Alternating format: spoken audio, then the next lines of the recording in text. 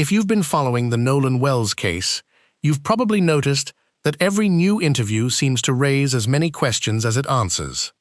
But a recent television appearance by the Wells family's attorney has sparked an entirely new debate.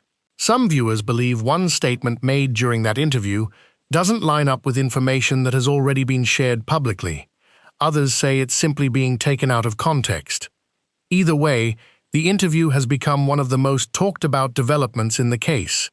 Today, we're going to walk through exactly what was said, why people are questioning it, and how it compares with earlier interviews involving one of Nolan's friends. Rather than jumping to conclusions, we'll follow the timeline and examine the statements side by side. As always, some details remain disputed. The investigation is still ongoing, and it's important not to treat unanswered questions as established facts.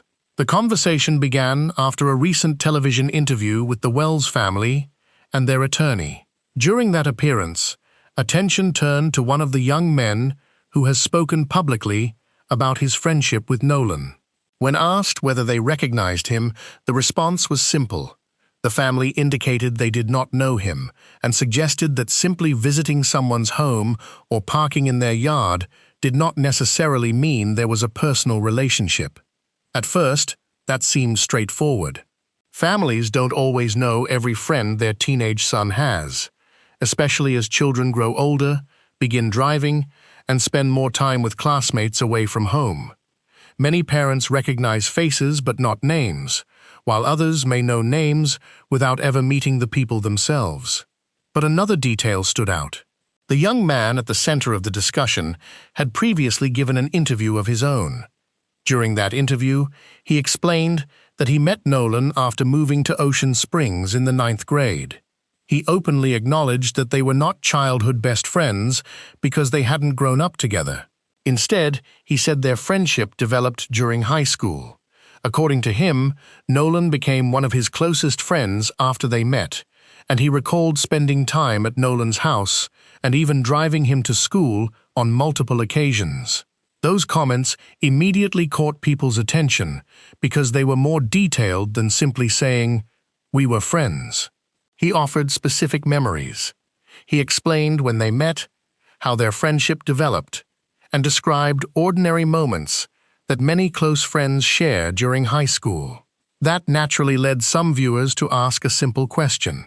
If those memories are accurate, why would the family say they didn't know who he was? Of course, there are several possible explanations. It is entirely possible that Nolan considered someone a close friend even if his parents did not know that person well. Teenagers often have different social circles than their parents realize. A friendship that feels incredibly important to one student may not stand out to adults who only see occasional visits or brief interactions. At the same time, others pointed to photographs that have circulated publicly, showing Nolan with several classmates, including some of the young men involved in interviews after his death. According to those speaking publicly, Nolan regularly spent time with this group during school activities and social events. That doesn't automatically prove anyone was a best friend, but it does explain why the differing descriptions have attracted attention. As discussion of the interview spread online, many viewers focused less on whether the attorney had intentionally said something inaccurate, and more on whether the public was hearing two completely different versions of the same relationship. One version suggested these young men were barely known to the family. The other suggested they were regular parts of Nolan's life. Those are not necessarily impossible to reconcile, but they are different enough that people began comparing the interviews line by line. Then something unexpected happened. Commentators reviewing the interviews pointed out another detail from the family's response. Rather than debating whether the young man believed he and Nolan were close, the conversation shifted toward the larger issue facing the family. They emphasized that regardless of who knew whom, Nolan was no longer alive. Their focus, they said, remained on finding answers about what happened to their son and ensuring that investigators fully examined the circumstances surrounding his death. That statement reminded many people that there are two conversations happening at the same time. One concerns personal relationships and differing recollections. The other concerns an active investigation that continues to generate public interest. Separating those two issues isn't always easy, especially when emotions remain so high. Still, the questions about the interview didn't disappear.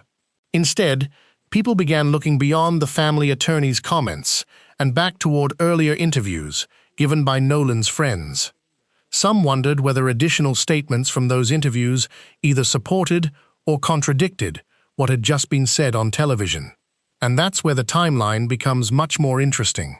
Because as more interviews surfaced, another series of statements emerged, this time involving conversations with Nolan's mother, phone calls made the night he disappeared, and differing accounts of who spoke to whom during those critical early hours.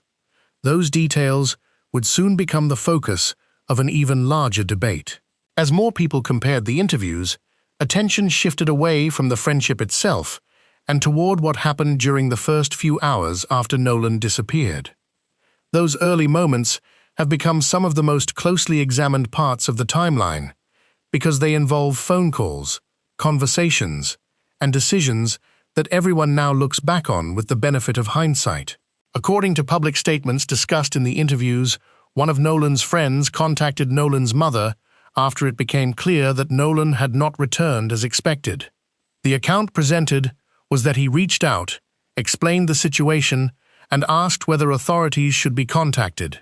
That call has since become an important reference point because it marks the moment when concern reportedly shifted into an active search. At first, that seemed to establish a straightforward sequence of events. A young man realizes his friend is missing. He contacts Nolan's mother. The Coast Guard and other authorities become involved. Search efforts begin. But another detail stood out. During the same television discussion, the family's attorney pointed to Nolan's phone as one of the questions that still deserved closer examination. The issue wasn't simply where the phone was located. The larger concern was whether everything about its handling had been fully explained. Questions were raised about why Nolan had been separated from his phone and whether investigators had explored every possibility. In response, one of Nolan's friends publicly denied that anyone on the boat had searched through the phone. He said there were several phones on the boat that day and insisted there had been no reason to access Nolan's device. According to his account, none of the young men knew Nolan's password, and he maintained that the phone remained untouched until it was eventually returned. That explanation answered some questions, but for many viewers, it created new ones. If no one had used the phone, why had it remained behind? Was Nolan simply accustomed to leaving it in a safe place while spending time on the water? Or did something happen so quickly that retrieving it never became a priority? The available interviews don't provide definitive answers, and investigators have not publicly released every detail surrounding the phone's movement. Because of that, much of the discussion has centered on interpretation rather than confirmed fact. That brings us to another point of disagreement. Commentators reviewing the interviews questioned how events unfolded after Nolan's mother was notified. One argument presented was that if she had already spoken with the young man who made the call, it seemed logical that she might have continued asking him questions about where Nolan had last been seen, who else had been present, and what had happened leading up to that moment. The commentator suggested that these would have been natural questions for any parent desperately searching for answers. It's an emotional point, and it's one that has generated considerable debate. Some viewers agreed with that reasoning, saying they would have wanted immediate answers from everyone who had been with their loved one. Others urged caution.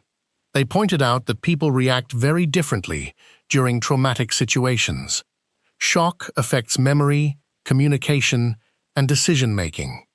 A parent receiving devastating news may not respond the way outside observers expect. It is difficult to know exactly what conversations occurred behind closed doors or what information was shared privately with investigators. That uncertainty remains important. Throughout the interviews, the family has consistently emphasized that their goal is to find the truth about what happened to Nolan. They have expressed concern that the investigation should be thorough and that every question deserves an answer. They have also explained that their decision to pursue legal representation stemmed from concerns they developed early in the investigation. At the same time, others have argued that investigators did not simply stop looking into the case. According to the commentary, multiple agencies became involved, dozens of interviews were reportedly conducted, and evidence continued to be reviewed even after the initial search concluded. The commentator also referenced the findings of both the original and subsequent autopsy discussions, noting that public reporting described the manner of death as remaining undetermined while the investigation continued. Those competing perspectives illustrate why this case continues to draw such intense public attention. On one side are family members seeking complete answers and accountability. On the other are those who believe investigators have continued to follow the available evidence, while acknowledging that some questions remain unresolved. Between those positions are the interviews themselves, each adding another piece to a timeline that is still being examined by thousands of people online. Then another issue entered the conversation. As viewers revisited earlier interviews, they noticed that the debate was no longer centered solely on friendships or phone calls. It had expanded into questions about legal strategy, public messaging, and whether different people involved in the case were presenting entirely different narratives. Those differences would soon become one of the biggest talking points yet, as attention turned to the family's legal approach and the public statements that followed. By this point, the conversation had grown well beyond the original question of whether the family attorney's interview accurately reflected Nolan's friendships. The public debate had expanded into something much larger. People were now comparing the family's public statements, the comments made by Nolan's friends, and the explanations offered by investigators, trying to understand where those different narratives overlapped and where they seemed to diverge. One of the biggest points of discussion became the family's legal strategy. During the television interview, the family explained that they felt compelled to seek outside legal representation because they believed important questions remained unanswered from the very beginning of the investigation. According to their attorney, concerns arose after early public statements suggested there was no indication of foul play before the investigation had fully developed. The family maintained that this was one of the reasons they continued pushing for additional scrutiny. That concern resonated with many viewers.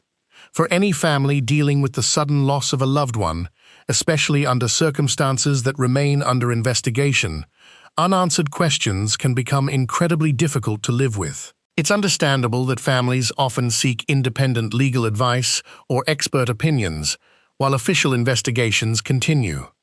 At the same time, another perspective was being presented. Commentary surrounding the case argued that authorities had not simply stopped investigating after those initial public statements. According to that discussion, search teams responded quickly after Nolan was reported missing. His body was recovered, medical examiners conducted their work, additional forensic examinations were pursued, and investigators reportedly interviewed dozens of individuals connected to the case. The public discussion also referenced the fact that the available forensic findings had not publicly established a definitive manner of death beyond what had already been announced. Those are two very different ways of looking at the same sequence of events. One side believes the investigation demanded greater urgency and deeper examination from the very beginning. The other argues that investigators continued gathering evidence while avoiding conclusions that the available facts could not yet support. Neither viewpoint changes one important reality. Many aspects of the case remain unresolved in the public record. That brings us back to the question raised by the title of this video. Was the family attorney actually caught lying? Based solely on the publicly available interviews we've discussed today, that conclusion cannot be established as fact. What we can say is that viewers identified statements they believe are inconsistent with earlier interviews given by one of Nolan's friends. The young man described a close friendship that began during high school and included spending time together at Nolan's home and school. Later, during the family's interview, the response suggested that the family did not recognize him and questioned whether occasional visits necessarily reflected a close relationship. Those accounts appear different. Whether they amount to a contradiction, a misunderstanding, differing personal perspectives, or something else entirely, is not something the available evidence conclusively answers. It's also worth remembering that memory is complicated. People often remember relationships differently. Parents, classmates, close friends, and acquaintances may all describe the same friendship in different ways, especially after a tragic event. Those differences do not automatically prove deception. As the investigation continues, additional information may eventually clarify some of these unanswered questions. For now, much of the public discussion continues to revolve around interviews, timelines, and statements that are being examined piece by piece by viewers, journalists, and legal analysts alike. What seems clear is that interest in Nolan Wells's case has not faded. Every new interview is reviewed carefully. Every public statement is compared with previous ones, and every new development prompts another round of questions from people hoping to better understand what happened.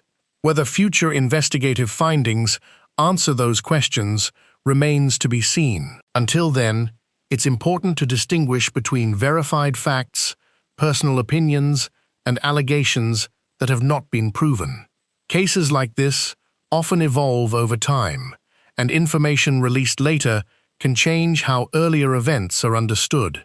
I'd like to hear your thoughts. After comparing the interviews yourself, do you think the differing statements simply reflect different perspectives? Or do you believe they reveal genuine inconsistencies that deserve further explanation? Share your opinion respectfully in the comments, keeping in mind that the investigation remains ongoing and many questions have yet to be answered. If you found this breakdown helpful and you'd like to follow future developments in the Nolan Wells case, consider subscribing to the channel. We'll continue covering new interviews, official updates, and publicly available information as it becomes available. Thank you for watching, and I'll see you in the next video.